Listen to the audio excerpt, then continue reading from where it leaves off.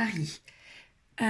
Aujourd'hui, je vais vous présenter mes livrets à moi, puisque je vous ai fait toute la série et que la dernière vidéo était sur la synthèse des livrets. Je vous les représente là. Donc, il y avait bien le livret A, le livret ordinaire.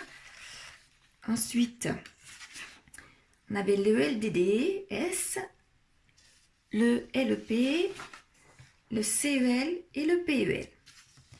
Donc, moi, j'ai plusieurs livrets aussi. Ces livrets, je les mets et pour moi et pour mes enfants, mais n'ont pas le même but à la fin. Donc, je vais tout vous expliquer. Après, naturellement, chacun fait ce qu'il veut et comme il veut. Moi, je trouvais que c'était plus simple pour moi comme ça. Donc, je vais vous expliquer comment je fonctionne. Donc, en premier,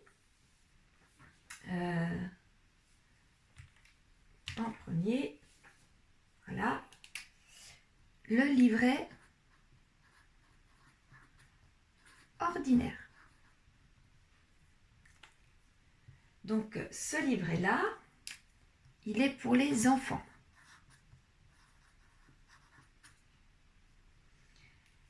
Sa provenance, comme vous pouvez voir, c'est le même tableau, parce que je le trouvais assez clair. Donc, c'est le même tableau que lorsque je vous ai présenté les livrets, mais j'ai juste tout simplement changé les titres, puisqu'il n'y avait pas l'intérêt de mettre, par exemple, le taux d'intérêt ou les minimums d'ouverture, enfin d'argent pour mettre sur ces livrets-là.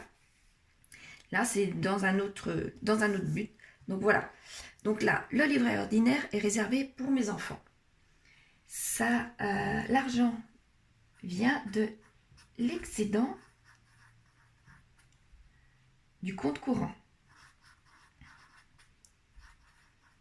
Pour ceux et celles qui me suivent, je vous avais expliqué que l'argent qui était réservé pour mes enfants que je recevais de la CAF, je leur avais ouvert un compte courant spécialement pour eux. Et donc, du coup, dans la logique, ils ont aussi un livret pour eux. Donc, ce livret ordinaire, je l'ai ouvert dans le but d'avoir de l'argent à disposition, si besoin. Ça peut être un exemple,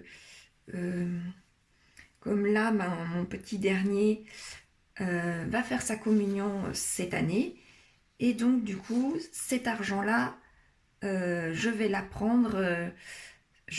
prendre sur le livret, car je n'avais pas budgétisé pour sa tenue, tout simplement. Ce livret-là n'est pas plafonné. Donc, pour l'instant, il n'y a pas grand-chose sur ce livret-là, mais il aurait été plafonné comme il y a un livret qui est plafonné à 7700, et au bout de quelques années, j'aurais été embêtée. Donc là, il n'est pas plafonné, je sais, c'est pour les enfants, il n'est pas plafonné. Et malgré tout, il est exonéré des impôts. Donc, c'est, ma foi, bien pratique aussi qu'il soit exonéré des impôts. Comme ça, je sais que je ne paierai pas l'impôt là-dessus. Les enfants ont un deuxième livret. C'est le LEP. Donc, voilà, pour les enfants. Cet argent-là vient de leurs enveloppes. Je leur fais aussi des enveloppes. J'ai ouvert ce livret-là dans le but d'avoir de l'argent pour les gros événements. Comme le permis, la voiture, les voyages. J'ai marqué les voyages, je voulais dire voiture, mais la voiture aussi. Voilà, etc., etc. Vous voyez, c'est des montants qui sont assez importants. Donc, ça va sur ce livret-là. Je ne vais pas prendre plusieurs fois par an des petits montants. Non, là, c'est une seule fois, comme là, par exemple, pour le permis, des gros montants. Donc, le plafond est de 7 500 et il est exonéré des impôts. Donc, là, je vais réfléchir, peut-être, et je pense que ce sera certainement dans ce but-là, dans ces choses-là, peut-être que je vais faire l'inverse. Le livret ordinaire, je vais peut-être le mettre pour le permis voyage, puisque lorsque ça va monter, ça va faire des gros montants. Malgré que d'ici à ce que j'arrive aux 7700, c'est pas tout de suite quand même, mais on ne sait jamais. Je les avais mis dans cet ordre-là, puisqu'en premier, ça a été le livret ordinaire qui avait été ouvert. Et l'année dernière, j'avais ouvert ce deuxième livret-là. Et que dans ma tête, le LEP est plus dans le but des gros montants. Mais si je m'aperçois cette année ou l'année prochaine qu'il serait plus intéressant d'inverser, tout simplement, j'inverserai. Il n'y aura aucun problème. Il faudra juste que je me souvienne et qu'au niveau de mes papiers, je n'inverse pas. Voilà. Donc, les enfants ont 2 livrets. Moi, maintenant.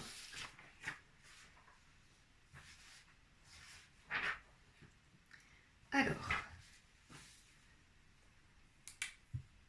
moi, j'ai un livret A qui est appelé le livret bleu au Crédit Mutuel. Ce livret A, donc, il est pour moi, cet argent-là vient de la vente de mon ancienne maison.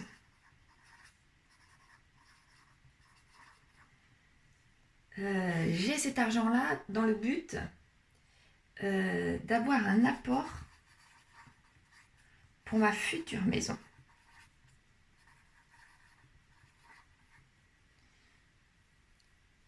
Le plafond est de 22 950 €.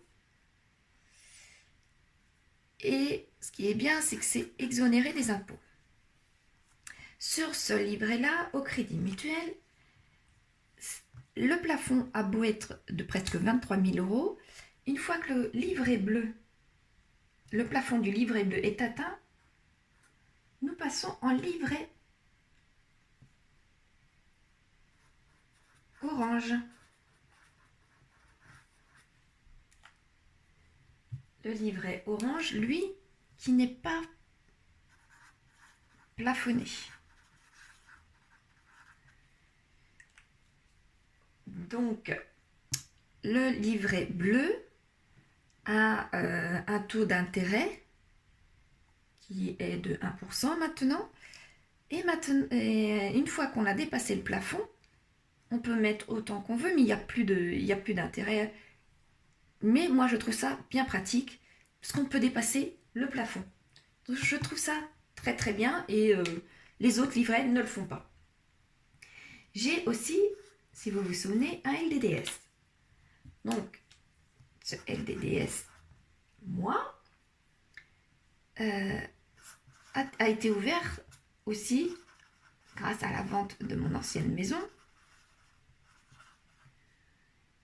Il est ouvert toujours dans le but d'avoir un apport pour la future maison, plus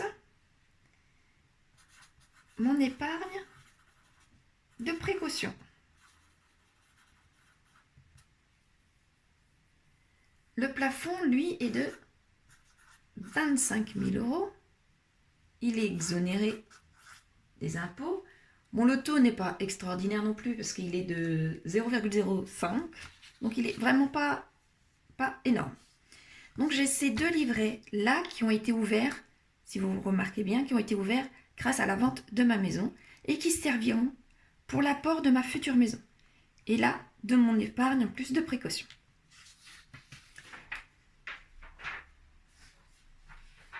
Maintenant, voyons voir la dernière feuille. Donc le CEL est aussi pour moi, toujours, sa provenance est des sans enveloppes. Mes fameux trackers des sans enveloppes, ou des 5050. Hein. Le but de cet argent-là est de faire des travaux à l'étage de ma future maison, plus aménager les extérieurs. Voilà.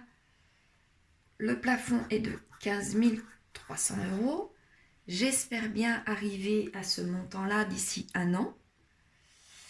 Je paierai malheureusement des impôts là-dessus. Donc j'espère que ce ne sera pas énorme non plus.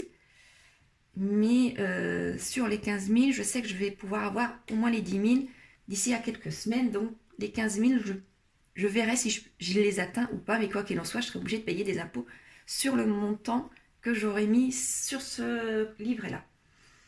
Le dernier livret, c'est le P. Lui, non, pas le P. C'est l'inverse. Lui, c'est le PEL. Voilà, le PEL. Et là, c'est pour personne. Premièrement, puisque j'ai suffisamment de livrets pour moi quand même, hein, j'en ai 3. Et deuxièmement, il y a aussi des impôts sur ce livret-là. Donc, et comme vous vous souvenez, une fois qu'on prend l'argent sur ce livret-là, le livret se ferme. Donc, je ne voulais pas de ça. Donc maintenant, là, ce que nous avons vu, c'était ce que je mets l'argent sur ce livret-là. Maintenant, je vais vous expliquer, une fois que j'aurai ma maison, que du coup, je n'aurai plus d'argent sur ces deux livrets-là, je vais organiser ça différemment.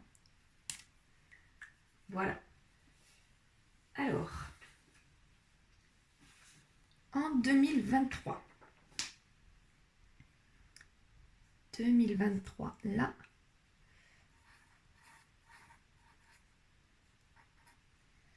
ce sera toujours pour les enfants. Le livret ordinaire servira toujours pour ça.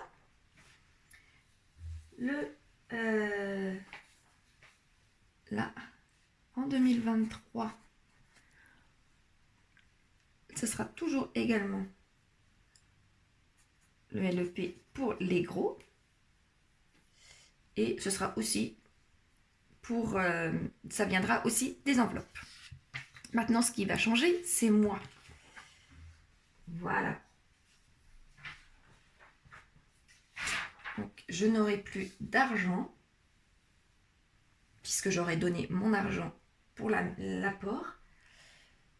Donc, le livret A servira à autre chose et l'argent arrivera d'une autre façon.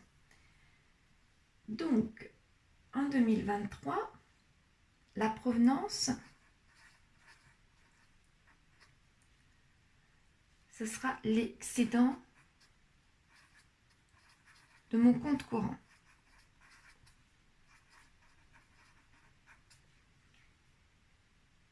Et le livret A servira en 2023 de l'épargne de précaution.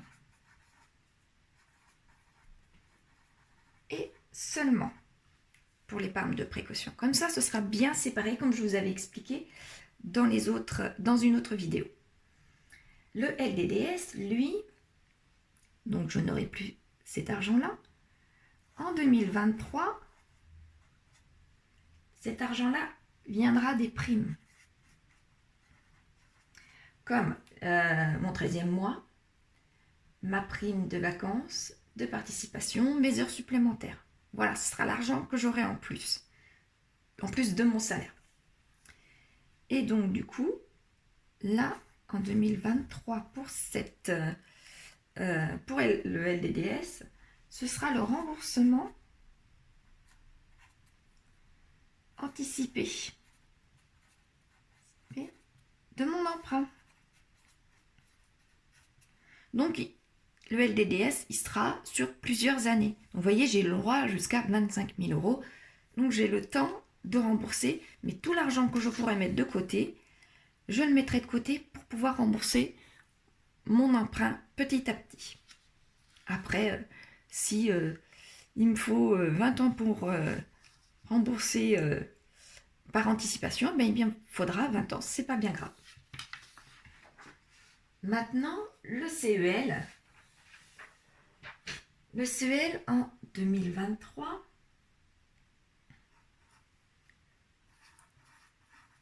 Lui ne changera pas.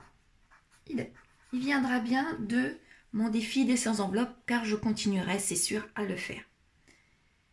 Mais le but, j'en aurai un seul par an.